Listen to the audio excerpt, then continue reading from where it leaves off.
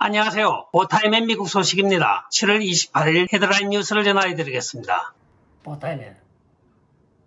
첫 번째 소식입니다. 트위터가 또 못된 짓을 하고 있습니다. 위스콘신, 네바다, 펜실베니아, 조지아, 아리조나 등의 많은 포렌식 감사가 지금 시행이 되고 있습니다. 오늘부터 트위터가 모든 2020년 선거에 대한 감사 소식을 전하고 있는 공식 사이트인 일렉션 위자드의 모든 어카운트를 다 막아버리고 있습니다. 여기에 대해 아리조나주 상원의장인 웬디 라저스는 다음은 제가 될 것입니다 하면서 오늘 아리조나주 일렉션 위자드가 클로즈된 것을 알리면서 만약에 제가 이 계정이 정지가 된다고 하면 여러분들은 럼블과 텔레그램으로 오십시오 하고 안내를 하고 있습니다. 빅텍들의 횡포가 여전합니다. 다음 소식입니다. 민주당 내에서도 급진민주당과 일반 민주당들 간의 권력 다툼이 지금 치열한 것으로 보여지고 있습니다. 에릭 애덤스 민주당 뉴욕시장 후보가 공화당 경쟁민주당원에 의하여 지금 어려움을 겪고 있는 것이 아닙니다. 그는 극좌민주당원들에게 어려움을 겪고 있는데 극좌민주당원이라고 하면 여러분들이 잘 아시는 AOC를 비롯하여 버니 샌더슨까지 이어지는 계보들입니다. 이들은 미국 사회주의 민주당원이라고도 불리우며 보통 약자로 우리가 DSA라고 합니다. Democratic Socialist of America라고 이야기를 하여 DSA라고 앞으로 약칭을 하겠습니다. 에릭 아담스가 뉴욕 퀸즈의 모금 행사에서 DSA가 자기의 뉴욕시장 후보 승리를 원치 않고 있다고 이야기를 하였습니다. 전국의 DSA가 자기를 낙선시키기 위하여 지금 총동원이 되고 있는데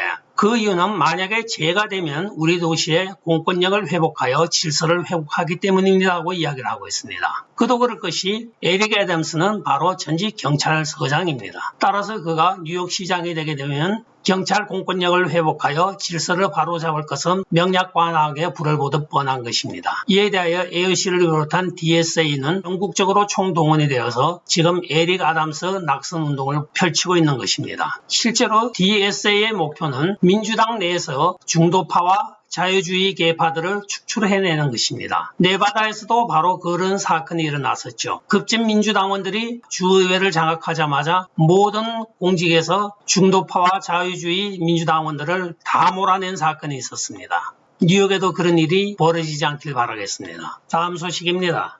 전 캘리포니아 민주당 연방상원의원인 올해 80세가 된 바브라 박스가 오클랜드 런던 스퀘어 프라자에서 노상강도를 당하였습니다. 아침 일찍이 그 프라자에 갔다가 뒤에서 몸을 밀치면서 핸드폰을 빼앗아 달아났다고 합니다. 다행히 다친 데는 없다고 밝혀지며 경찰은 현상금 2,000불을 걸고 제보자를 지금 찾고 있습니다. 이 사건에 대해 도널드 트럼프 대통령은 오클랜드에서의 디펀딩 운동으로 인하여 경찰 인력 감소가 원인이라고 성명에서 발표를 하였습니다. 네, 오늘 의회에서 코미디가 벌어지고 있습니다. 1월 6일 사태진상조사위원회라고 하여 공화당의 5명을 추천하였으나 낸시 펠로시가 2명을 빼라고 했죠. 2짐을 빼라고 해서 5명이 전부 안 갔습니다. 그래서 낸시 펠로시가 지적한 에던 킨진저와 리즈 체니가 거기 갔습니다. 결과적으로는 민주당원 5명에다가 라이노 민주당원 2명 하여 7명의 민주당원들이 오늘 자기들끼리 이 위원회를 열고 있습니다. 물론 과반수 이상이니까 위원회는 열 수 있겠죠. 그러나 2명은 아직까지 공화당에서 공식적으로 인준을 받은 사람들이 아닙니다.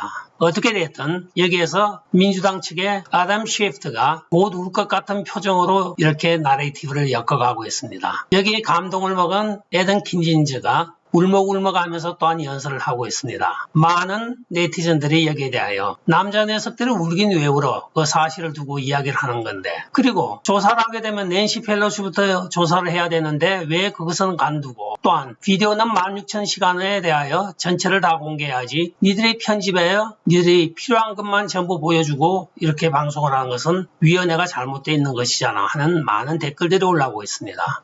한편 팍스뉴스의 샤 해너티는 이 위원회는 모든 것을 미리 답을 정해놓고 도널드 트럼프 대통령을 말아넣기 위하여 행하여지고 있는 수순에 불과하다고 이야기를 하고 있습니다. 그간의 많은 안티파와 BLM이 이렇게 폭동을 이어왔으나 여기에 대하여는 국내 테러라는 말은 한마디도 하지 아니하고 평화적으로 의회에 들어간 사람들을 상대로 내란이니 국내 테러라고 하면서 몰아가는 것은 온당하지 않다고 샤 해너티가 자기 프로에서 밝히고 있습니다.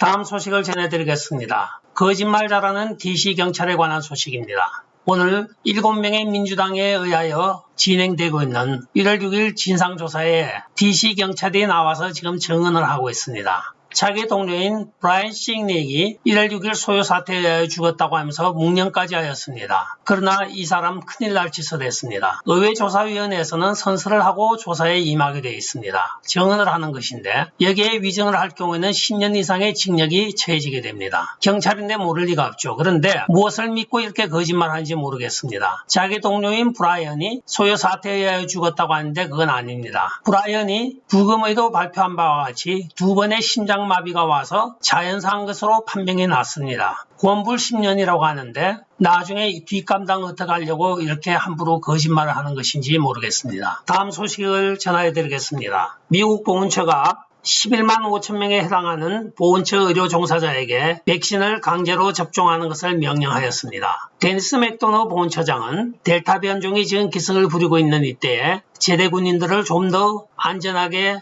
보호하기 위하여 우리 종사자들이 백신을 맞아야 한다고 명분은 그럴듯하게 하고 있으나 왜 이렇게 전부 다들 백신을 못 맞춰서 안달인지 모르겠습니다. 백신을 맞는데 혜택을 오늘 나열하는데 참 유급 휴가를 준다고 하는데 나원 참 4시간 준답니다. 그리고 비용은 공짜래요. 한편 뉴욕과 LA시는 공무원에게 백신을 맞든가 아니면 매일매일 코로나 테스트를 하여 감염이 되지 않았다는 증명서를 가지고 출근을 하라고 명령을 하고 있습니다. 또한 미 육군에서는 백신 접종을 의무화를 지금 고려하고 있으면서 7월 1일 하달된 명령서에 보면 FDA 승인이 나는 대로 9월 1일자로 전 육군에 백신 접종을 준비하라고 지금 명령 하달을 하고 있습니다.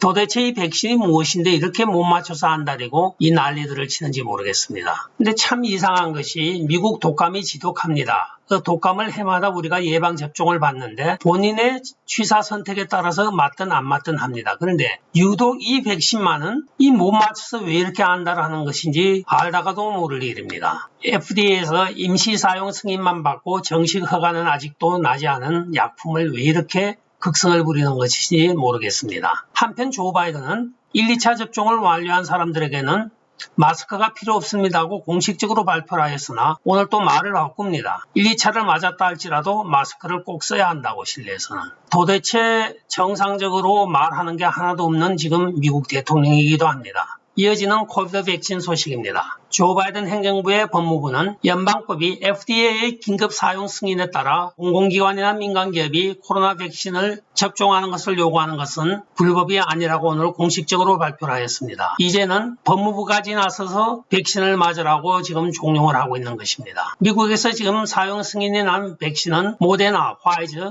잔슨앤잔슨이 만든 백신으로 긴급 사용 승인이 났습니다. 즉 EUA라고 하죠. 도널드 트럼프 대통령이 긴급 승인을 받자 여기에 반발한 카말라 해리스가 자기는 긴급 사용 승인이 난 백신을 맞지 않겠다고 이야기를 하였습니다. 그러나 결국은 본인도 맞았고 지금은 백신을 맞으라고 온 국민을 상대로 홍보를 하고 있습니다. 다음 소식입니다. 캘리포니아 오렌지 카운티 허닝턴 비치에 있는 한 식당에 아주 재미난 포스터를 붙여서 여러분들에게 전하고자 합니다. 바실리코 파스타의 비노라고 하는 레스토랑이 이탈리안 레스토랑입니다. 손님들에게 코로나 예방 접종을 받지 않았다는 증명을 요구하는 표지판을 입구에 내걸었습니다. 이것은 의료 폭정에 대한 항거의 표시이며 코로나 백신을 강제 접종하려고 하는 것에 대한 거부 의사를 분명히 표기하는 것이기도 합니다. 이 창문에 붙은 표지판을 읽어보면 주의사항, 예방접종을 하지 않았다는 증명을 필요로 합니다. 우리는 반역적이며 반미국적인 어리석음을 용납하지 않을 것이며 고민을 해주셔서 감사합니다 하고 적혀 있습니다. 대부분의 식당들이 코로나 접종을 받았다는 확인서를 해야 입장해서 식사를 할 수 있습니다는 사인은 붙여놨지만 이렇게 반대 사인을 붙여놓은 식당은 처음 보는 것이어서 제가 한번 올려봤습니다. 다음은 아마존 관련 소식입니다. 아마존이 가상화폐와 블록체인을 읽을 수 있는 사람을 모집한다는 광고가 나왔습니다. 또한 영국에는 AMC라는 신문에서 아마존이 앞으로는 모든 결제 수단을 비트코인과 모든 크립토 코인을 받을 것이라고 표현했습니다. 이에 따라서 25일날 갑자기 비트코인 주가가 미쳤습니다. 7월 20일자 기준으로 29,840불이던 이 비트코인이 25일날 갑자기 4,000달러가 폭등을 합니다. 그래서 33,840달러가 되었다가 26일 날 되니까 도로 3,000불이 떨어졌습니다. 결과적으로는 25일 날 이 뉴스가 나오고 아마존의 그 구인 광고에 의하여 사람들이 미리 예상을 하고 비트코인에다가 많이 몰려들어서 가격이 근 4,000불이 순식간에 뛰어올랐던 것입니다. 결과적으로는 14.5%가 올랐던 것입니다. 그러나 그 다음날 아마존이 공식적으로 우리는 그런 계획이 없습니다고 발표를 하자 갑자기 곤두박질을 쳐서 도로 6%대로 주저앉았습니다. 자, 이렇게 언론과 대형 투자자들에 의하여 이 주식이 하루아침에 14%가 오르락내리락 하는 현상이 벌어지고 있습니다. 물론 일반 주식이 아니고 코인이죠. 자, 그러면 우리 불쌍한 주린이는 어떡합니까? 결국은 피해를 보는 것은 우리 주린이들입니다. 주린이는 주식 어린이입니다. 끝까지 시청해 주셔서 감사합니다. 좋아요, 구독, 알림 그리고 공유 부탁드리고 댓글 많이 부탁드리겠습니다. 안녕히 계십시오. 바이.